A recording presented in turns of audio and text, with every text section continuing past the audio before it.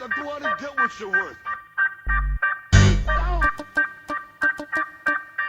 I'm gonna show you how great I am. Welcome to the Steel City. Is everybody ready to go? Let's proclaim the greatest radio show.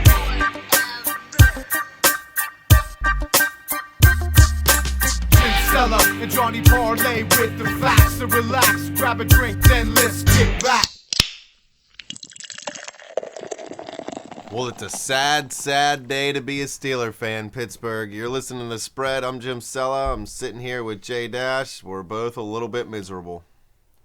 Yes, miserable is a good word for it. What can you say besides wow? Wow. I'd like to say a couple four-letter words that we're not allowed to say over the air, so I'll just keep them to myself. Yeah, well, first you got to say things were looking up for the Steelers after last week's big win at Carolina. Yeah, they played well in the first half. And I don't think Carolina is as good as we thought, though, because they just got demolished by Baltimore this week, and now I don't know about the Steelers. Yeah, the Steelers came out quick. I know they let Tampa score 10 quick points, but then they came back and scored a bunch. They had Tampa on their heels going into the second half. What did they have? 65 yards, 64 yards, I think, in the first half, Tampa Bay. So the defense was playing well, the offense was clicking, and then it just all completely fell apart in the second half, like it has all too often this year, last year, and most years under Mike Tomlin. I mean, you can say it was clicking in the first half, but they didn't start out the game that great, let me tell you. The first three plays, they let up 2 sacks and a fumble. The one was a sack fumble, which was Le'Veon Bell's fault.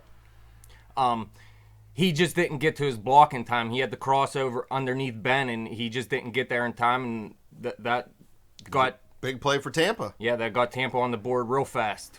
When you're down 10-0, what was it, 4 or 5 minutes into the game, I think it was? Yeah, not long. I think it was 5 minutes. Yeah, I mean, that's tough, and the Steelers battled back, but then they just shot themselves in the foot time in and time again with these penalties. 13 penalties for 125 yards this week. That's awful. Yeah. Three 15-yard penalties, I think it was. 3 or 4 personal. All the penalties after the whistle are the ones that make me the maddest. Because they're supposed to be disciplined football team. And they're just yakking at the refs. They're dancing, when they're not supposed to. You gotta understand what the rules are. Whether you like them or not, you're killing your team with all these 15-yard penalties. Yeah, I mean, through 4 games this season, the Steelers have 44 penalties. Which is garbage. That's 11 a game. How are you supposed to win games when you're committing more than 10 penalties a game? It's just ridiculous. Yeah, they have 387 yards in penalties this year. That's what they're almost averaging in offense. So I think they're averaging just a little bit over that. I mean, that's pretty much So an you take entire away- football field yeah, a game. That's it. You just take away all the offensive yards from one of our games just from penalties alone. That's terrible, man. You're not going to win very many football games that way. You're definitely not going to win a Super Bowl that way. I will say, though, this probably was Roethlisberger's best game. Rough. It's still hard to say his name even after that many years. What, I didn't say it right? Roethlisberger. Yeah, Big Ben, what was he? 29 of 40 for 314 yards and 3 TDs. The fumble, you could say it was his fault. You cannot say it was his fault. I didn't get to see that play myself. But, I mean, the guy's playing lights out. At least this week, he looked like he was. He finally found a receiver other than Antonio Brown in the end zone, too. Yeah, which is a Heath nice Miller, sign. just like we said, had a big game. 10 catches for 85 yards and a TD. Antonio Brown, his usual 7 for 131 and 2 TDs. That was a record for Brown for catches, 5 or more catches in consecutive games. What was it, 20?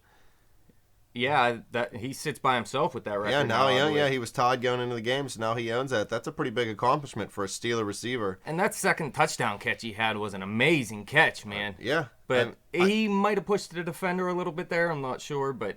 And then he did drop the one that would have put the game away. So, you got to give and take, I guess, a little bit with the guy. And don't forget, he took one of those 15-yard penalties. Yeah, which was bad. What did Le'Veon Bell do this week? Le'Veon Bell, he really never got going. He had 19 carries for 63 yards. I don't think he got in the end zone, no. No. He had a couple catches. I don't really know how many. Yeah, he just never got going. The Steelers didn't really commit to the running game. He had 19 attempts. Blunt only had 4 attempts. Archer had 1 touch. I mean, you can't really get the yards if the touches aren't there. And I know 19 is kind of closer to average, but Archer got to get the ball. I mean, fourth round pick? Third round pick. Third round pick. Yeah. Third round pick. You got to get this guy the ball already. That's why I what he said can do. earlier I mean, in the year, dude, you can't waste a pick that high on a guy that you're not even going to use. Use the guy. And I know he was hurt last week, but he was healthy this week. Get him the ball. Yeah, but then at half, everything changed. Tampa just started breaking off big chunks of yardage in the second half. Glennon killed us in the second half, man. I mean, right at the beginning of the second half, he hit that big play to Mike Evans, who looks pretty good. Yeah, he's going to be a beast He once did he gets get healthy injured again. in the game, but Probably a hammy. Pulled up a little lame. I think they said it was an ankle or something. Yeah, who knows? I'm not a doctor. That's what we have Brandon for. But yeah, it was just big chunks of yardage in the second half. The Steelers' defense couldn't stop anything, and the offense wasn't moving the ball. But that first touchdown, Sean Spence was being held on the play. That was just a crank touchdown. Oh, I was screaming at the TV whenever I seen that. That was ridiculous. But don't forget, at the end of the half, too, Swisham missed a field goal. That was the difference in the game right there. Yeah, it was a 50-yard field goal in Heinz Field there. That's tough. I mean, yeah, but that's your job, man. Your job's to come in and make tough field goals. You get paid a lot of money. He got the big extension in the offseason, at least big for a kicker. Didn't he just set a record for the Steelers for most consecutive field goals? It's not like this and then guy's he missed the one that counts, man. That's when it hurts. I guess you could say it counts, but who thought Tampa would come back and just crush the Steelers in the second I'm not half? saying Sean Swisham cost us the game. I'm saying a combination of the offense sputtering out in the second half, the defense not even showing up at all, and special teams coming up just a little bit short, and coaching by far the worst facet of the game. And I'm not even going to say Haley today. Haley is not my beef this week. The offense played all right. But Mike Tomlin, you gots to go, man. I don't know. I've been loving on Tomlin for most of his career. He took us to a Super Bowl victory, a lot of people said, with Cowher's players. And we may be seeing that now because 2 years in a row we've missed the playoffs with him. Did we miss it the year after the Super Bowl too, right? So that's 3 years we've missed the playoffs with Tomlin. Bill Cowher only missed the playoffs 5 times in his whole career. I'm not ready to blame Tomlin, though. I mean, 2 of his linebackers were injured this game, first of all. Yeah, man, the linebackers played well enough. I'm talking about the undisciplined play by this team. There is no accountability on the Steelers team. And I know everybody has different coaching styles. I know Tomlin's not a yeller. But do you imagine what Bill Cowher would have been doing if 3 of his players took after the whistle penalties like that in a game that the Steelers needed to win? Well, Tomlin said he's going to fix it this week in his news conference, so let's see if he fixes it. His cliches. We're gonna right the ship. You know what? I don't want to hear that anymore. F that. That's stupid. I want to see results. The next time a player takes a post-whistle penalty, he's done for the game, and he's benched the next game. Show some accountability for your actions. This is ridiculous. You can blame Tomlin for this stuff, but he still has Dick LeBeau's defense. He never chose a defensive coordinator or anything. He could have got rid of LeBeau anytime he wanted. I don't think he has the decision to get rid of Dick LeBeau, to tell you the truth. Dick LeBeau's not the problem, man. He's not he's one of the problems. His defense, it's not working today. He gets beat up with big chunks of yards sometimes, but you look back at last week's game, the defense is what turned it on and won it for us in the second half against Carolina. Yeah, I mean... So, they're not going to play terrible every game, but it's been like this for a while now. I'm not happy with Todd Haley and how he runs the offense. I'm not happy with how Dick LeBeau's defense works out in 2014. And you know where all that comes from? That comes from the head coach, man. When you're the head coach of a football team, you have to be held accountable for the problems of that football team. He's the one that put together this team. He's the one that has the coaching staff in place. He's the one that gets these guys to do what they do. And I don't think he's he not did doing put any that of it. coaching staff in place, though. He hired Haley. Well, then he needs to get rid of Haley. He needs to fire Haley himself. All right, I agree he needs to fire Haley, man. We know I hate Haley, but we're getting off topic here. We're supposed to be recapping this game, so let's summarize this for the fans so they can get on with their lives. Well, the summary is the Steelers look good in the first half, and in the second half, they look terrible, just like every other game besides Carolina. Yeah, the second half has been a huge problem for the Steelers. Let me see. They've been outscored 73-41 in the 4 games this year in the second half. You're not going to win games that way. What is it minus Carolina? I don't know. I didn't write it down. You didn't write it down? No. I should have been paying better attention. I thought, 57-13. They've been outscored 57-13 in the 3 games besides Carolina in the second half. Yeah, so, I mean, that's a formula for disaster. Every sports fan knows that. The Steelers need to take note of it because obviously they don't. Tomlin's got to get this team a little bit more disciplined, and they got to play, like, whole games. You know, they play well in spurts in games. They can't do that. They got to beat good teams.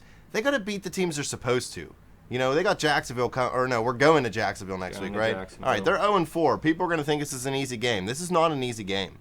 Jacksonville gives us problems historically. Blake Bortles is starting now. The Steelers are going to be reeling from this loss, so I'm nervous. I don't know about you. Yeah, I don't know what to say besides the Steelers' season is going to be going down the drains real quick unless they turn it around. Penalties, offense, everything. Everything. Every part of the game is not clicking, and it all at one time. And the sad thing is, with the Super Bowl quarterback, yeah, one of the best receivers in the game, one of the best running backs in the game, this team should be putting up huge points. I mean, their time is now, man. They don't win with Ben Roethlisberger. It's going to be hard to find another franchise quarterback like him. They don't just fall out of trees. Look at how many teams struggle to find these guys. Well, look at the Steelers. Between Terry Bradshaw and Ben Roethlisberger, who's the best quarterback? If you say Neil O'Donnell, I'm going to break my neck right now.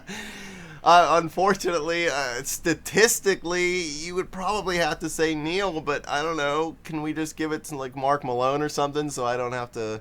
I'll give it to Cordell Stewart just because he was awesome at slash. Yeah, I mean, he might have been able to catch good, but his throwing wasn't that great. Hey, he could punt. He could punt. And, you know, Ben was about to punt the ball the other day, real quick, yesterday, and the announcers are all surprised by it. Do they even watch football? Because Roethlisberger has punted the ball 3 or 4 times in his career. And he's not that bad at it either. No. And they're like, oh my God, he's left-footed. How could you be right-handed and left-footed?